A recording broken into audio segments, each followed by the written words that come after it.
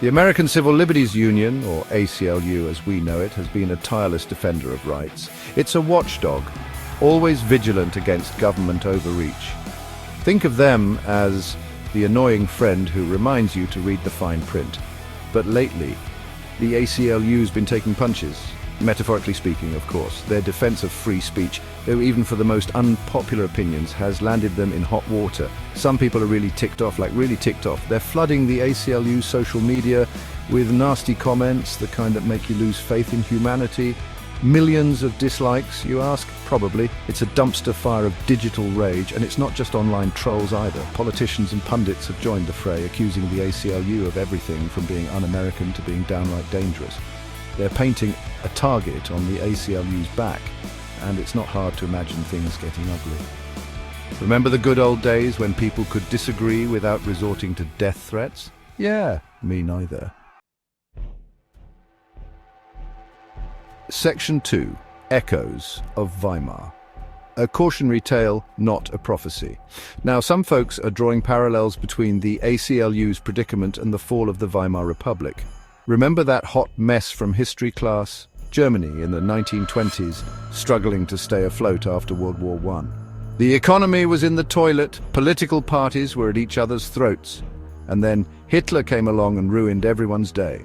The Weimar Republic, for all its flaws, had a constitution that protected civil liberties.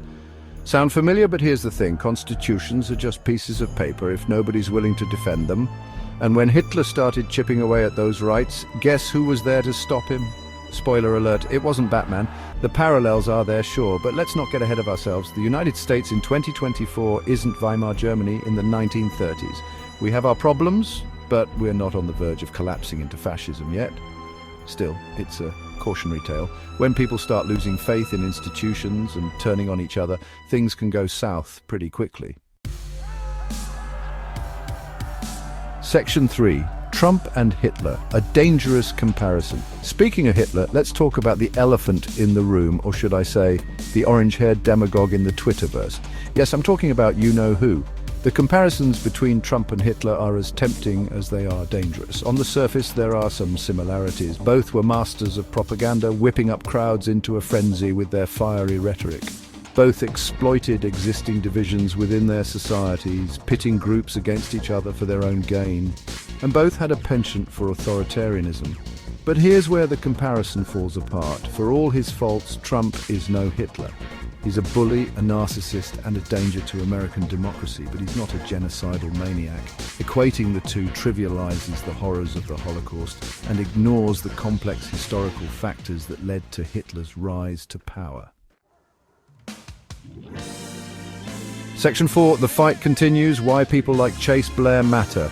So, where do we go from here? The ACLU is still standing, bruised but not broken. They're still fighting the good fight, defending our rights even when it's unpopular, but they can't do it alone. They need our support now more than ever. That's where people like Chase Blair come in. Who's Chase Blair, you ask? Well, Chase Blair is you. Chase Blair is me. Chase Blair is anyone who believes in the Constitution, who understands that our rights are worth fighting for. It's easy to feel powerless in the face of overwhelming odds. The news is full of doom and gloom. Social media is a cesspool of negativity, and the future looks bleak. But here's the thing, we're not powerless. We have a voice and we have a vote. We can donate to organizations like the ACLU, volunteer our time, and speak out against injustice. The fight for democracy is a marathon, not a sprint. It requires constant vigilance, unwavering commitment, and a healthy dose of skepticism. We must resist the temptation to fall into despair, to give up hope. Because if we do, then the bad guys win. And nobody wants that, except maybe the bad guys.